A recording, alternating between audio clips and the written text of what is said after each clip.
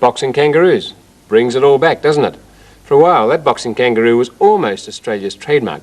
Actually, they don't really box. They do this. They grapple with each other and kick. And although that's a still photograph, I can show you something that's amazingly lifelike for boxing kangaroos. First of all, I'll show you what it comes from. It's an old toy that used to be made out of carved wood about 100 years ago, but I've made it out of cork and it works just as well. Here we are. It was known as the wrestlers. There were two little figures there, strung on a piece of thread and with very loose-fitting arms and legs. And when you twitched the thread, they did amazing things. They'd bounce up and down and kick each other and give each other a solid walloping and fly into the air and try and toss each other about. A real old set too. Well, that action is very much like the kangaroos when they grapple. So here's how we make it, and I'll show you the person version and the kangaroo version at the same time. You start with a cork and you cut the top off with something like a hacksaw, and you get a little bit like that. That can be a head and the rest can be a body. And you put it together in this way. First of all, a long pin. It has to be long, otherwise it won't go through the lot.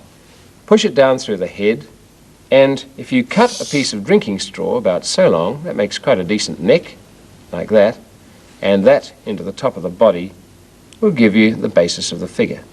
Head, neck and body. For the kangaroo, you cut a wedge-shaped head and stick onto it ears, and at the back you stick on a tail. You can make a little slit in the cork which will take it in if you like. For the legs and arms, I simply use, thick paper, thin cardboard, take your pick. And for the arms, remember that they have to go from one creature to the other. You do it like this. Fold the paper over, that means you can cut two identical ones, and cut a shape which I suppose is about so wide. I'll clip that out. Round it off at the ends. I'll do it roughly, but you get the idea. And make it about so long.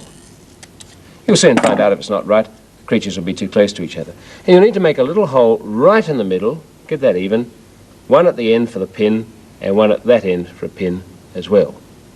And those are the arms that join kangaroo to kangaroo, and there's a hole in the middle for the thread. And again, for each kangaroo, make identical legs. They're sort of L-shaped for a roo. They come down from there, around into the feet, and you'd make a pinhole at the top so that you can put it onto the animal. Okay, well, enough of that. I'll show you the finished artwork. Here we are. These are kangaroos all assembled. You can see the wedge-shaped heads with the ears on them, the tails glued on the back, those arms going from roo to roo, loose-hanging legs. Make sure they're very loose, and you probably need short pins there, otherwise they'll poke through the other side. And everything is nicely, loosely jointed. And there's the hole right in the middle of the arms for the thread to go through.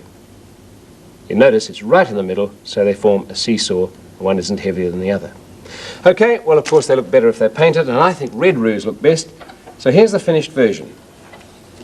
A thread parallel to the tabletop, and when you put the creatures in the middle, their feet should just clear the tabletop, and you're ready to go. Tap the string and move it from side to side. I think the side-to-side movement's the best, and you get boxing kangaroos.